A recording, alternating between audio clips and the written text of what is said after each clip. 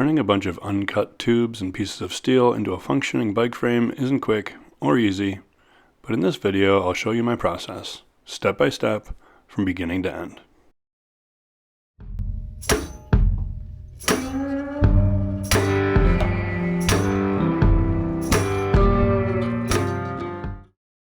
The first step is obviously to design the frame. There are a few different ways to do this, but my preferred option is just to use BikeCAD Pro. For my first few frames, I used the free version of BikeCAD, but then had to supplement it with a full-size drawing.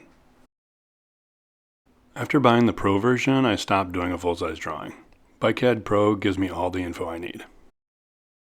I'm not going to go down the rabbit hole of frame geometry here, but tweaking the numbers of your current bike is a good place to start. Or in my case, research the geometries of a bunch of bikes I wish I could afford, and adjust the numbers for a better fit. I'm 6 foot 6 inches tall, or about 200 centimeters, so most stock frames don't fit me very well. Once you have your basic plan, you can choose the tubes. Assuming you're using butted tubes for the front triangle, you need to consider both the lengths of the tubes and the lengths of the butts. Obviously, you need to order tubes that are long enough, but they can't be so long that you're cutting the butts too short. You also need to consider tube diameter and wall thickness, but this will vary based on the rider and how the frame is used. Here's the tube spec for my frame, which is a mountain bike for a 6.5 foot tall rider weighing about 225 pounds. The next step is to set up the jig. In the beginning stages of the build, I use the jig to help check the fit of the tubes as I'm mitering them. I use a basic beam style jig, and BikeCAD Pro gives me all the numbers I need to set it up. Most DIY frame jigs aren't very quick to set up, which is one of the reasons you buy a manufactured jig. Faster setup.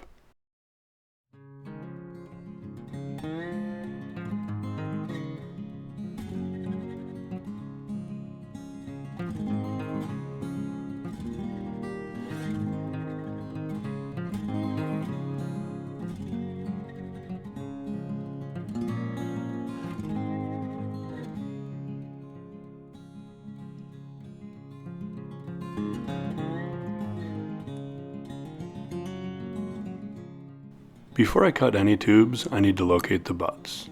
The purpose of the butt is to put more material on the ends of the tube where the stress is highest. And the reason you mark the location of the butts is so when you cut the tube, you don't end up with a butt that's too short. I currently use this FAR Frameworks butt checker, but I have used the sight method in the past. Basically, you hold the tube up to a light source, and you'll be able to see where the light bends differently due to changes in the inner diameter. The first tube I miter is the C-tube. I've seen some frame builders attach the down tube to the bottom bracket shell first, but it seems like the overall consensus is that you begin by attaching the C-tube to the bottom bracket shell, then miter the down tube to fit. Because I don't have much for machinery, I use printed templates for my miters. I get these from BikeCAD Pro, but there's several websites out there that do the same thing.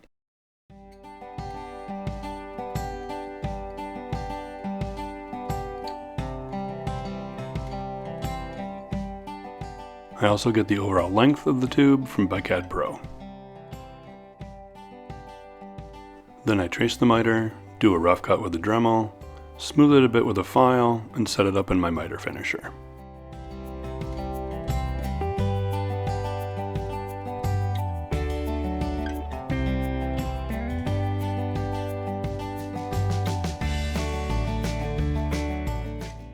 My miter finisher is a contraption I cobbled together to accurately get really nice tight miters. I'm planning to do a separate video on the miter finisher later this winter.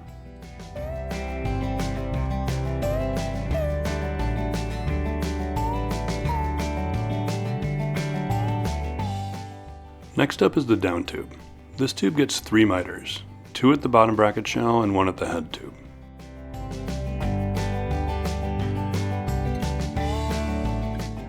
Again, I use BikeCAD Pro to get the distance between the miters, and then use the same mitering process as before.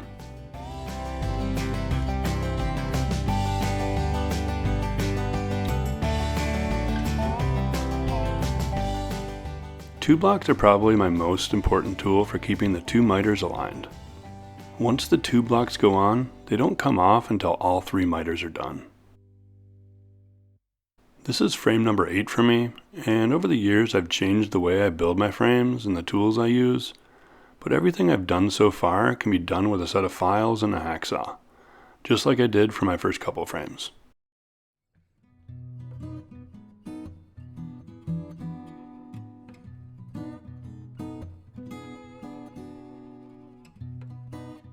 Before I can braze any tubes together, I need to add vent holes. When the air inside the tubes gets hot, it expands. The vent holes let the hot air escape, and they also let water inside the tubes to dissolve the flux when it gets soaked.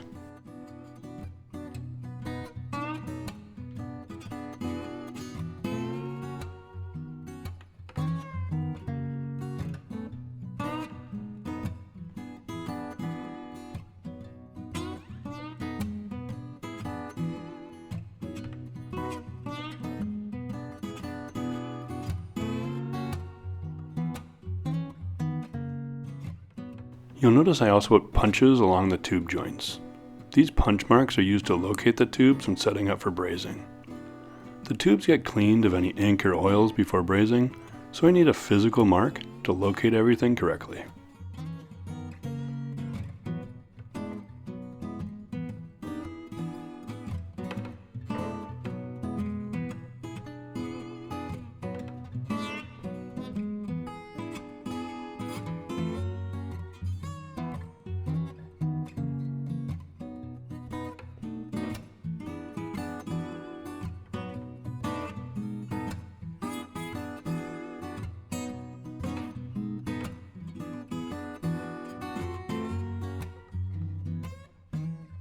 The chainstays are one area on a frame where I still make a full-scale drawing. I like being able to lay everything out on a nice flat surface and check for clearances. Here I am drawing everything out on a piece of MDF.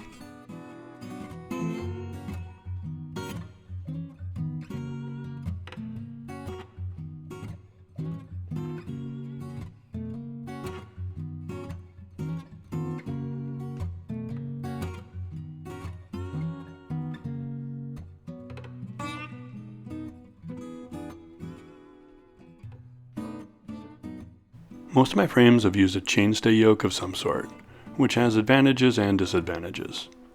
A yoke is a bit of extra work, but they often make it much easier to get good tire and chainstay clearance. This is a 3-piece yoke that I designed in CAD and then had laser cut out of 4130 plate. It's based on a yoke design by Congo Bicycles in Finland.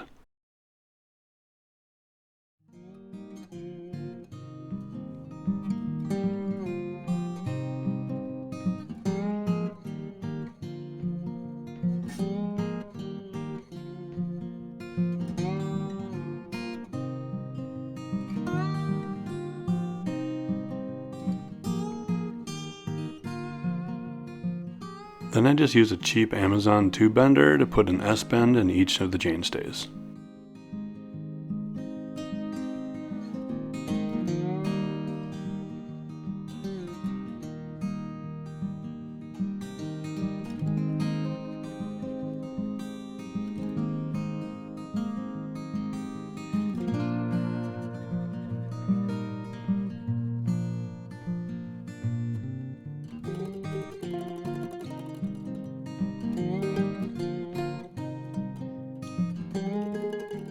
Next up are any braze-ons that require me to drill a hole in a tube.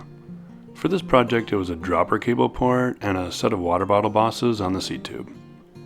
One thing to consider is the clearance between the bottom of the dropper post and the top water bottle boss. Luckily I can use a long enough seat tube to fit everything.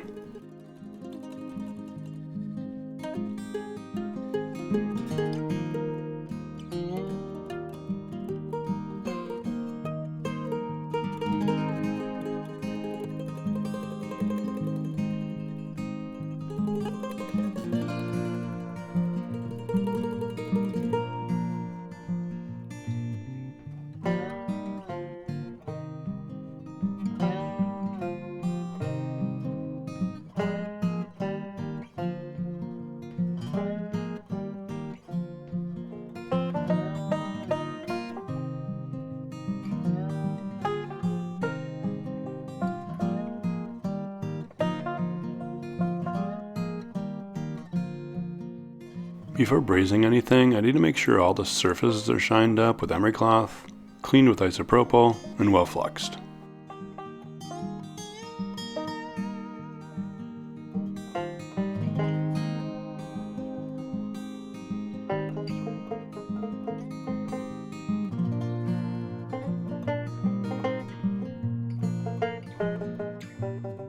It's finally time to light the torch. At most, I make one frame a year, so I'm usually a bit out of practice at this point.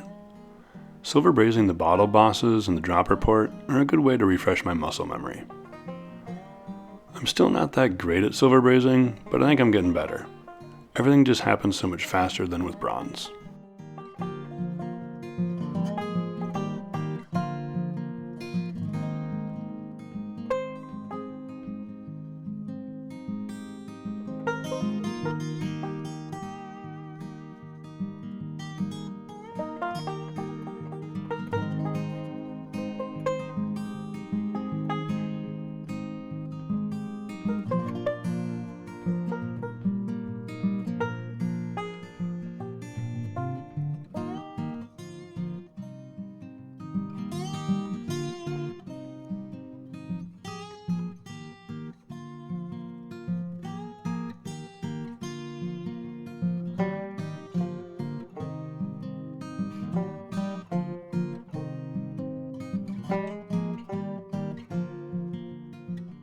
After everything cools down, I soak the tube in steaming hot water to remove the flux.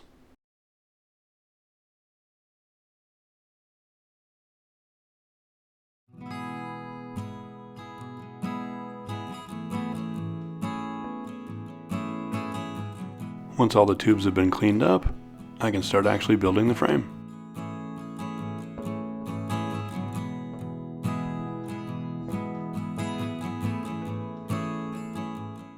I do the brazing in 3 steps. First I tack the tubes together in the jig. Then I move the tubes to the park stand and do a tinning pass, making sure that I get bronze down into the joint. Later I'll come back and do the full fillets.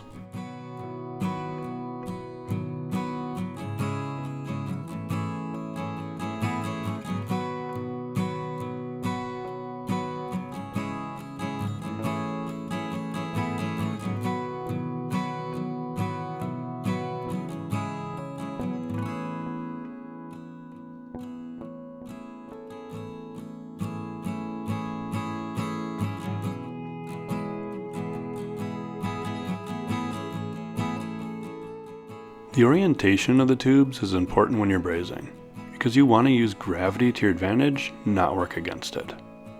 That's where the adjustability of the park stand comes in.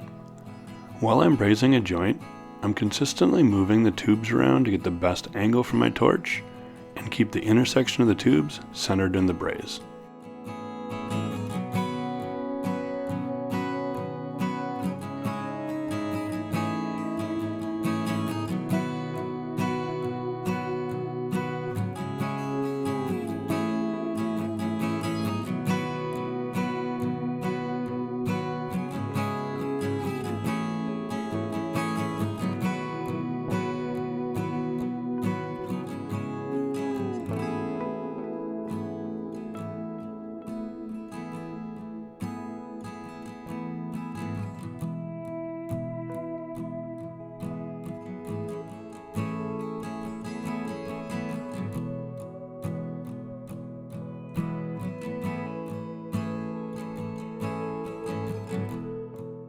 Then I repeat the same process with the down tube and head tube.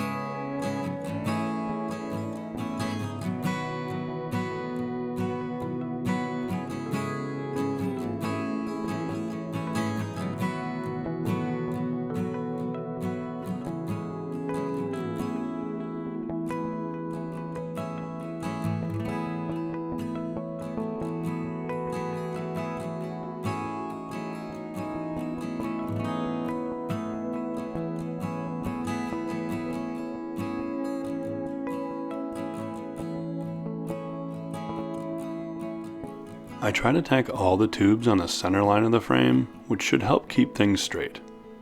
But it's tough to tack the underside of this joint, so I did 2 small tacks on each side.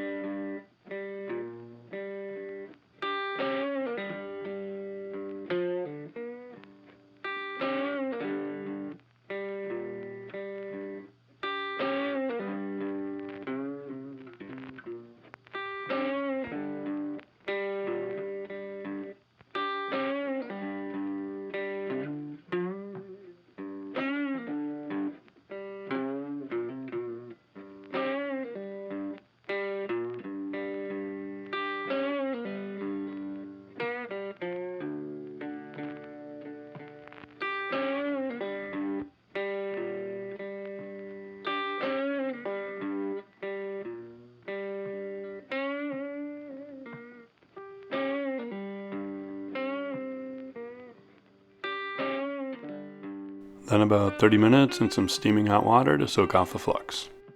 At this point I do some alignment checks on the seat tube and bottom bracket shell. I don't do any cold setting, so this is just for me to make sure everything is close. I'm not going to worry about a few tenths of a degree here or a millimeter or 2 there. I'm convinced that a frame has to be pretty far out of whack to impact how it rides. Next up is the small miter for where the down tube meets the seat tube.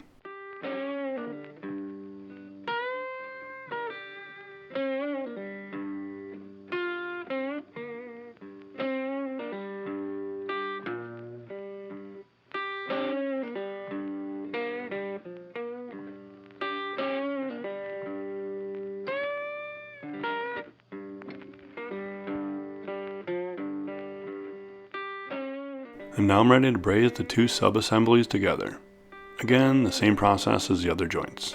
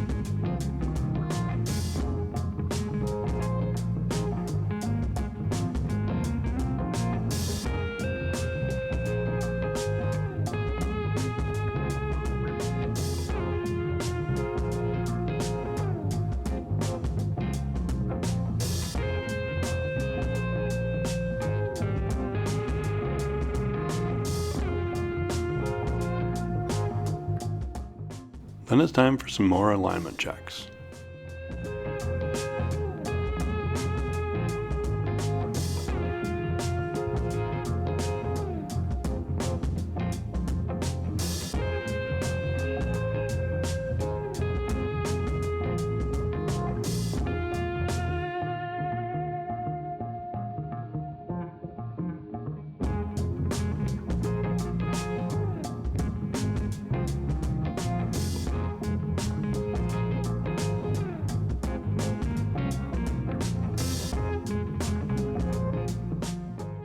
According to my plans, there should be an 8-degree difference between the head tube and the seat tube.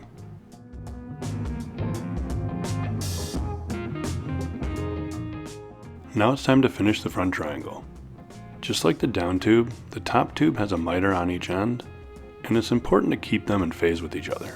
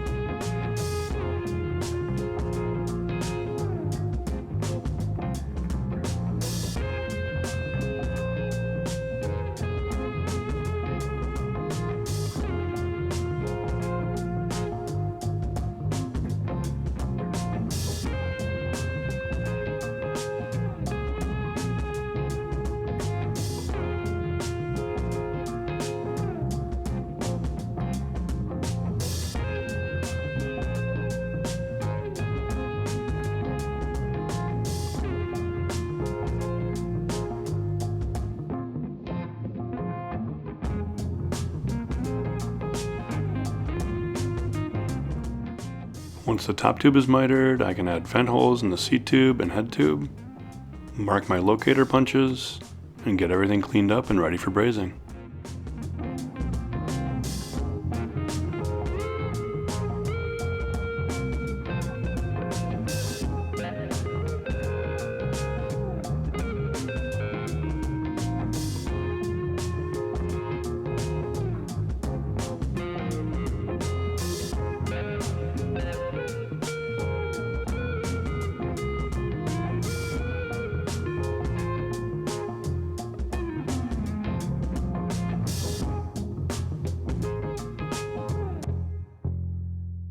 Then I follow the same brazing process as the other joints, with the exception that I'm using a pair of Cobra frame building clamps because my jig doesn't actually hold the top tube in place. Here you can see the punch mark I used to locate the tube. When that mark is just visible, I know the top tube is in the correct spot.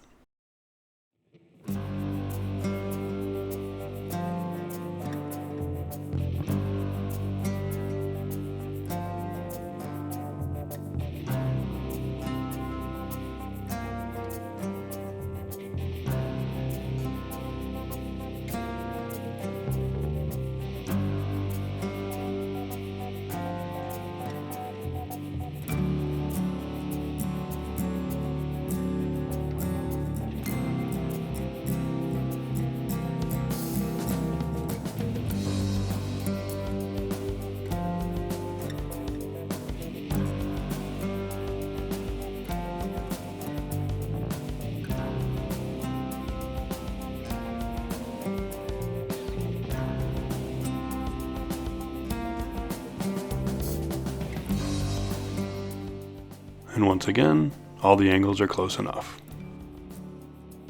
Next I need to braze the 3 yoke plates together. This is one step where I appreciate having this cheap welding table to hold everything without having to make some sort of fixture.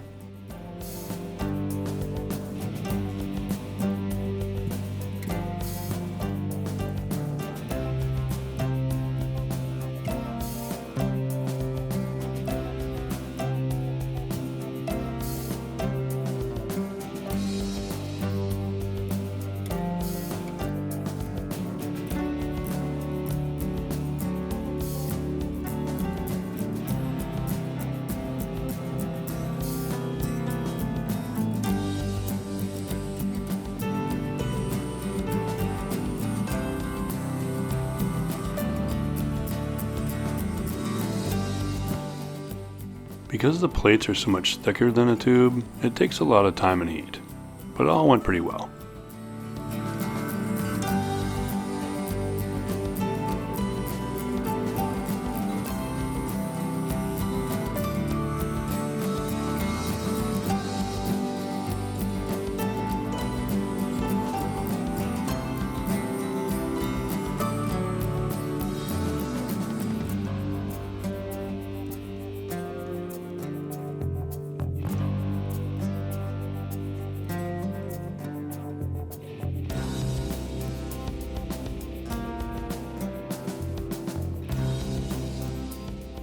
Here I am laying everything out and mitering the bottom bracket end of the yoke.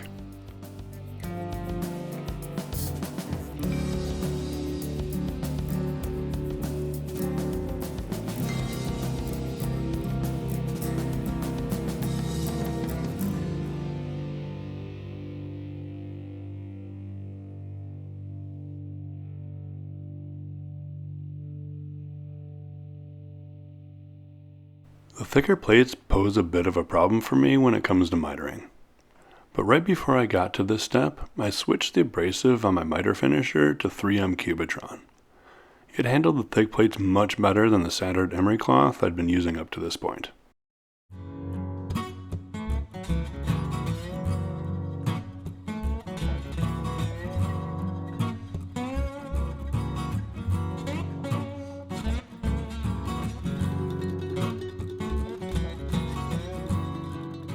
Then I moved to the other end of the yoke and cut some tabs for the chainstays.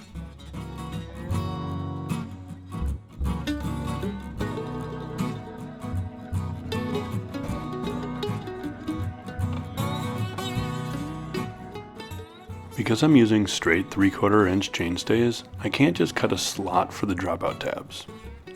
For the last couple frames, I've started making plugs to connect the dropouts to the chainstays. They help fill the gap between the 14.5mm tall dropout tab and the roughly 17mm inner diameter of the round chainstay.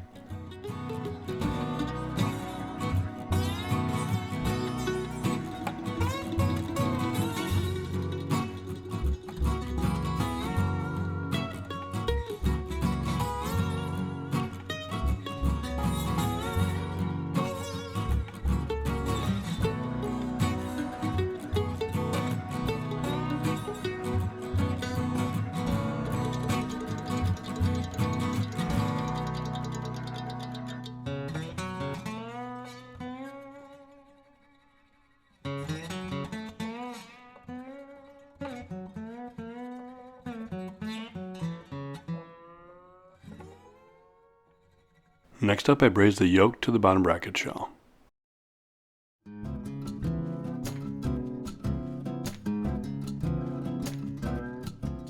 This is where my Wizard dummy tire fixture comes in handy to hold the yoke in place.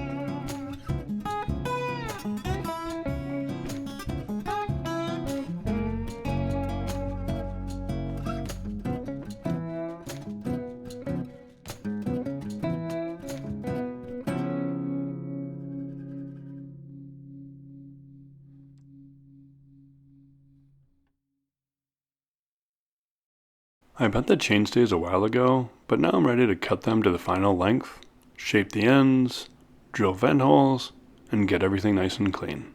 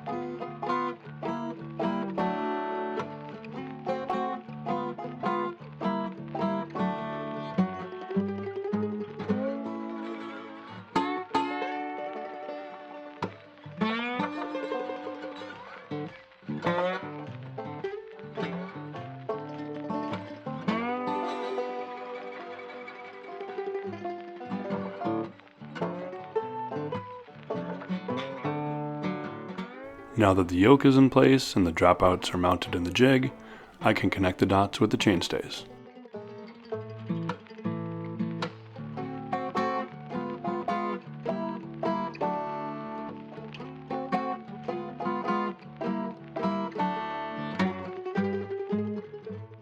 Once everything is tacked in place, I do some quick alignment and clearance checks, and then braze everything up.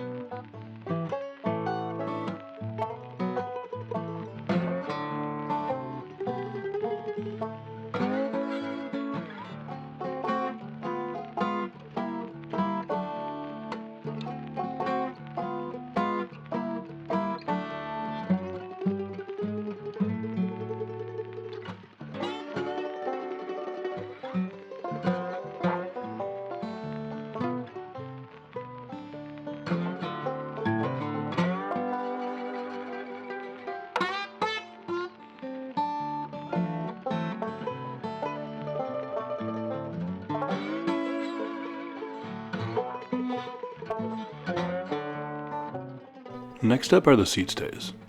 On every frame so far, I've made some sort of monostay, mostly because I don't want to miter the Seatstays to the seat tube. The fact that traditional Seatstays angled toward the seat tube on two different planes always intimidated me, so I tried to find a simpler solution.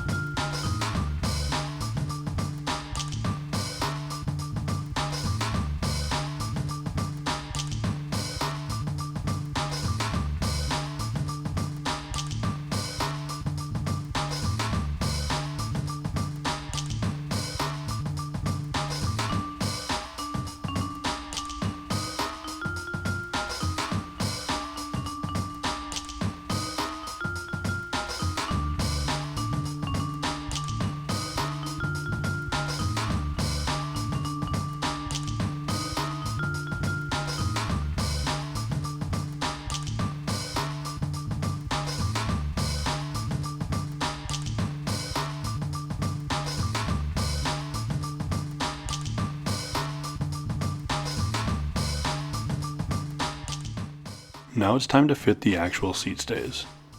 They're just normal tapered Seatstays, so I slot the ends to fit the dropout tabs.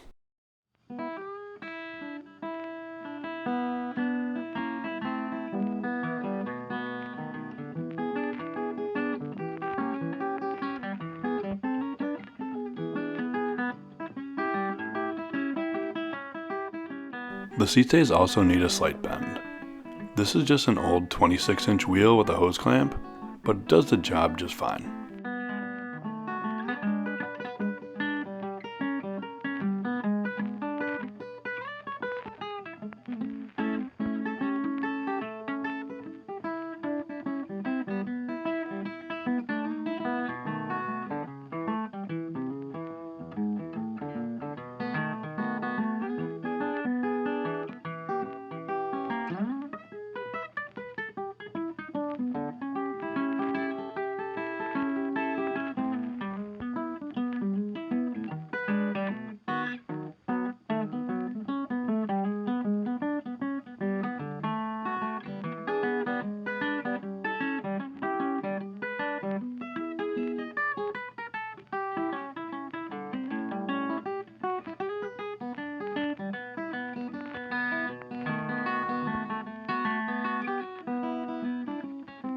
Then I do some careful cutting and shaping until I end up with this. Some vent holes, a bit of cleaning, and an alignment check, and and they're ready to braise.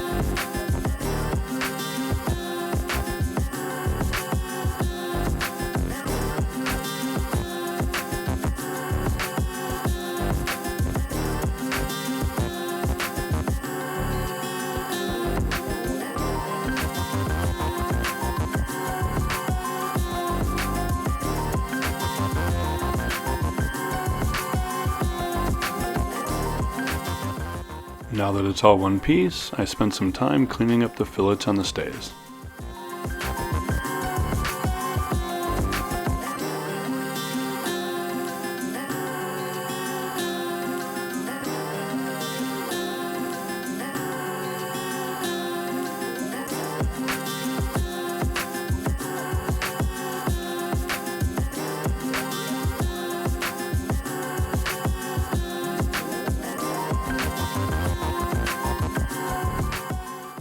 At this point, the front triangle and monostay have only been tinned, so the next step is to go back and do the full fillets.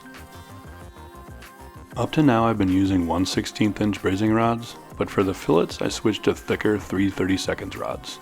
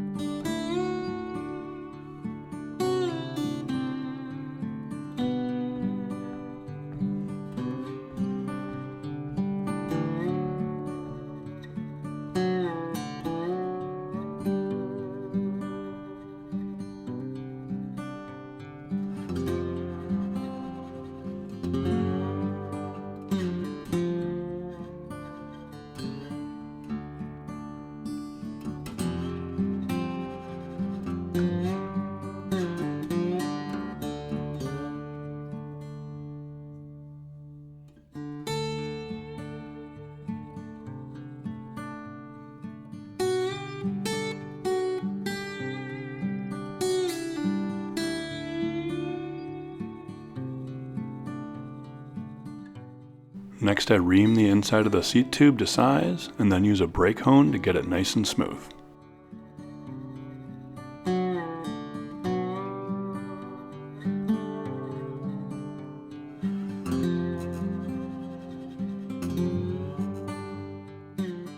Then I lay out the seat tube slot, drill the hole at the end, cut the slot with the Dremel, make sure there are no burrs, and round all the edges.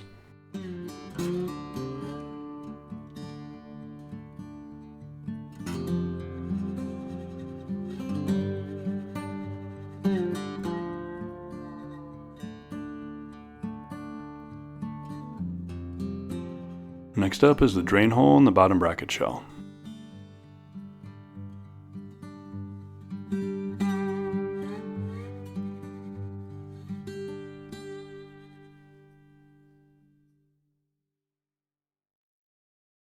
Then I'm ready to bend the head tube and serial number badges.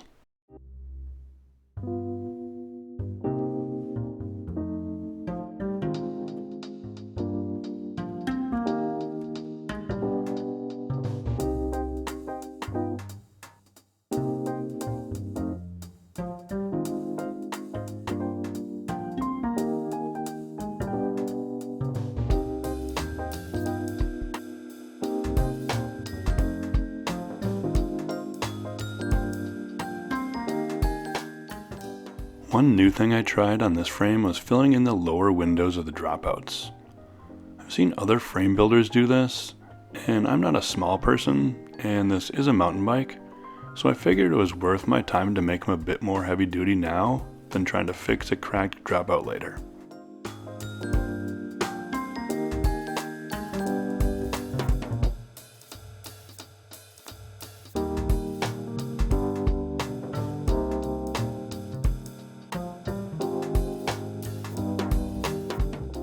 The next step is to lay out and braze all the cable guides and stops. All the brazing from here on out is done with silver, which I think I'm finally starting to get better at.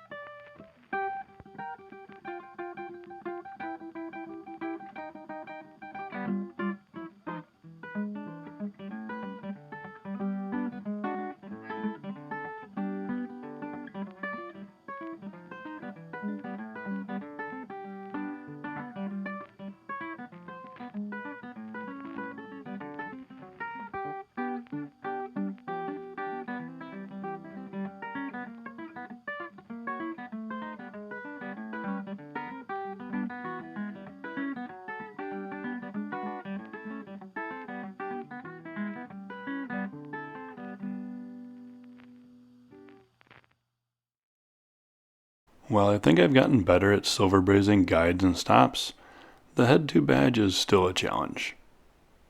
Luckily, the serial number badge went a bit smoother.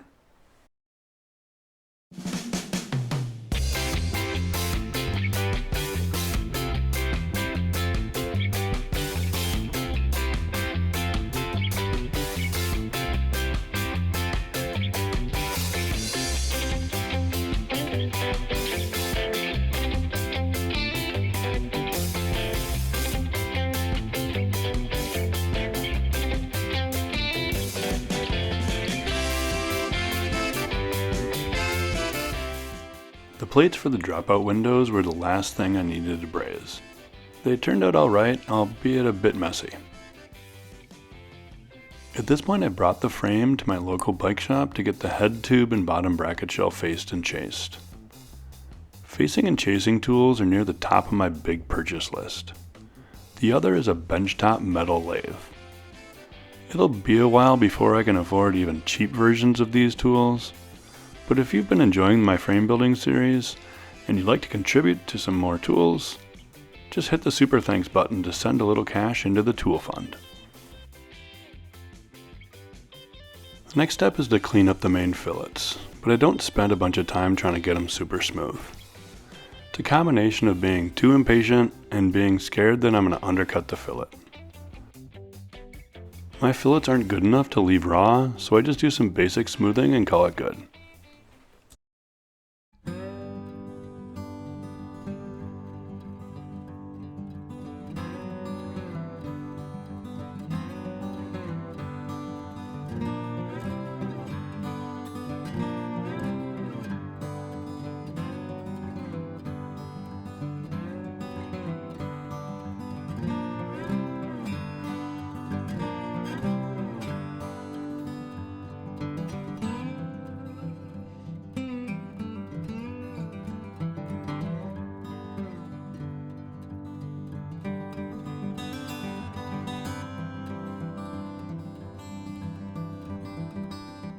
Now that all the metalwork is done, I can add frame saver to the inside of the tubes. If I was doing anything other than a DIY rattle can paint job, I'd do the frame saver after the paint.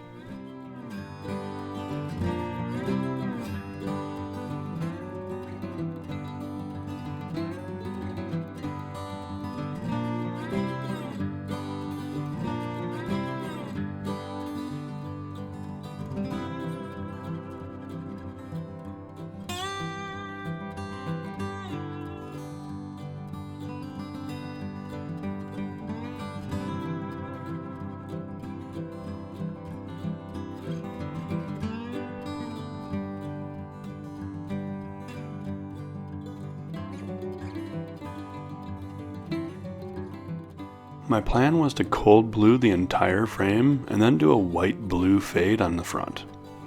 I cold blued my previous mountain bike frame and I like the look of it. Cold bluing doesn't add much rust protection, but I rarely ride my mountain bike in the rain or on wet trails, so it works out.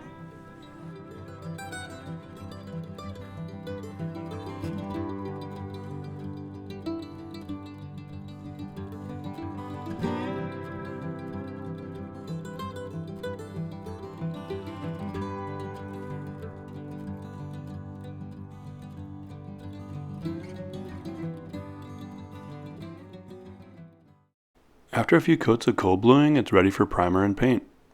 I ended up doing a sharp edge with the primer and fading the blue on top.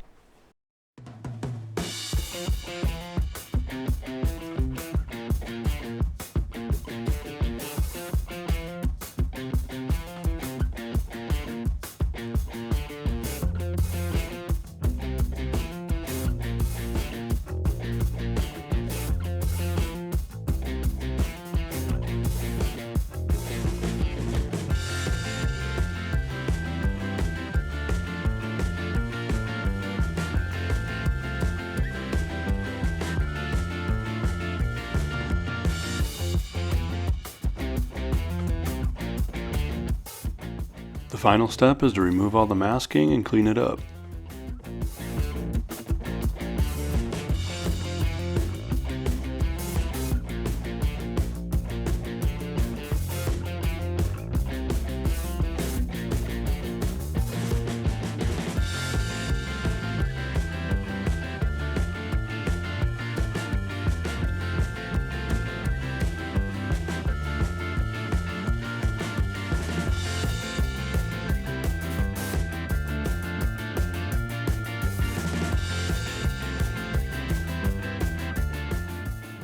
I ended up using a scraper on the edge of the primer. I like the look of a jagged transition more than just a sharp line between the two.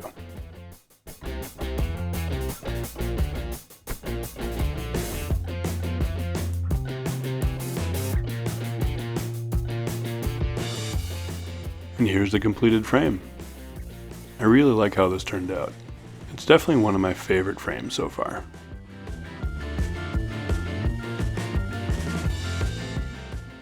And here it is after I oiled the frame and got all the parts installed. I love the way it looks and it rides great. My previous mountain bike was just too slack. It was interesting to try a bike with a 63.3 head tube angle, but this new frame fits my riding and my local trails much better. Be sure and hit the like and subscribe button so you'll see the next project. If you want to see any parts of the frame building process in more detail, go check out the full series. If you enjoyed this video, consider a super thanks. Thanks for watching, take care, see you next time.